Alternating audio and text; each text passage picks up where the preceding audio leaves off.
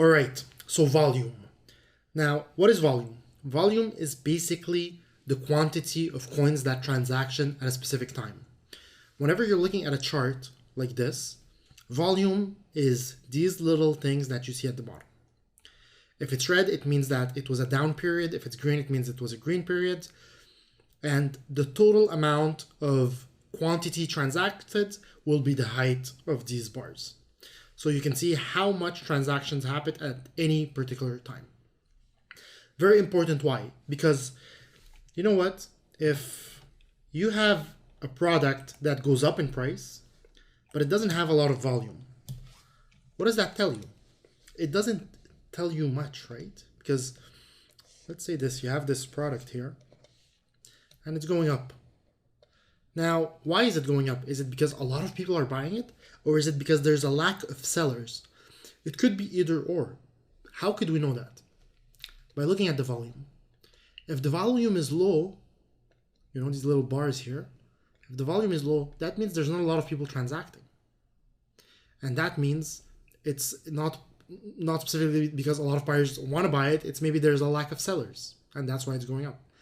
But if the volume is really high, and you can see that a lot of people are interested in this product, then that gives you a more confidence in the direction it's going.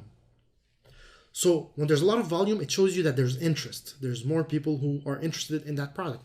And it's obviously something we want to see with cryptocurrencies, because the more people know about it, the more people use it, the more value they would have, right? The more demand there's going to be.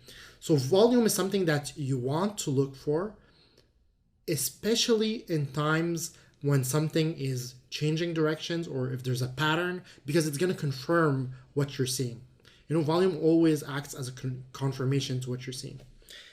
If I tell you, the price of a house in, Montreal, where I live, is downtown Montreal, is, let's say, 500,000.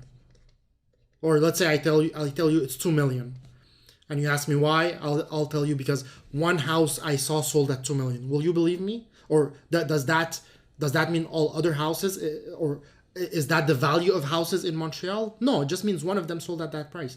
Now, if I told you there's, 100,000 houses that sold for 2 million each in downtown Montreal, then does that give you more confidence that the price of a house in downtown Montreal is 2 million because more people agreed on that price?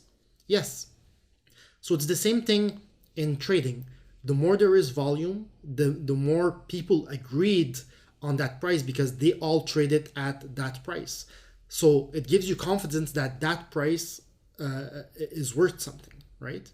If it was just a few buyers who bought and there was no sellers and the price was there, does that mean, that this is the price it should be? Or does that mean it was just that because, there was a lack of other market participants? So you always want high volume when you're looking at these things. And, we can just look back at a few examples that we've seen in the previous lecture and see that. So, okay, for let's say this one, ICX, right, that I was showing had a downtrend.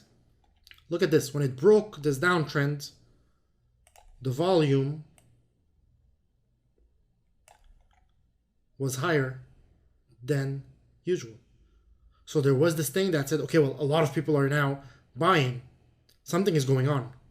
If I go back on another example that I showed in the previous lecture, ontology, look at this. We have our downtrend, and you see when the downtrend broke, bam, explosion in volume. Look at all this volume compared to this period where we had very low volume, right? Or a lot of volume, nothing going on. Bam, that shows me there's interest. A lot of people are coming in and transacting. So you do need a lot of volume for things to move, for things to change.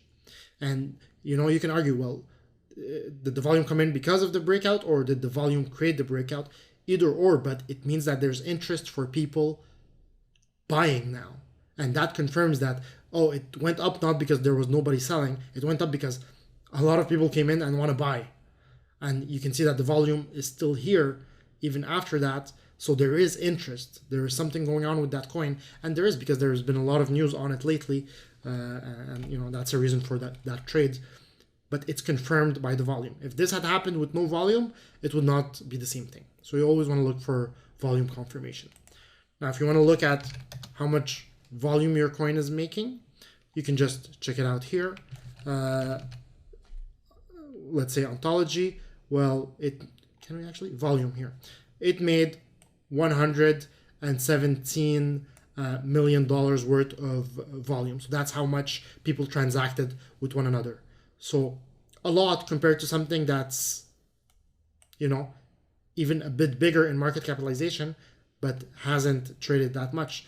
So a lot of people are trading this one. A lot of people are trading this one.